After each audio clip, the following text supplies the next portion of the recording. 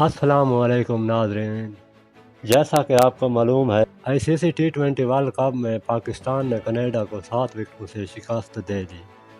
कौमी टीम को net run rate में अमेरिका से आगे निकलने के लिए 107 रन का हदफ 13.5 ओवर में पूरा करना था, ताहम पाकिस्तानी बैटर्स ऐसा न कर सके।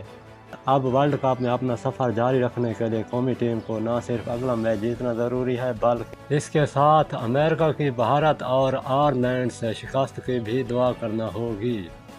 अगर अमेरिका एक भी मैच जीत जाता है तो पाकिस्तान का वर्ल्ड कप में सफ़र इख्तिताम पजीर हो जाएगा। ख्याल रहे कि पाकिस्तान को अपने पहले मैच में मेज़बान अमेरिका के हाथों सुपर ओवर में शिकस्त हुई थी, जबकि दूसरे मैच में भारत के हाथों 6 रन से हार का सामना करना पड़ा था। आप तमाम दोस्तों से गुजारिश है कि वीडियो अच्छी लगे तो लाइक करें और चैनल को सब्सक्राइब कर दें। थैंक्स।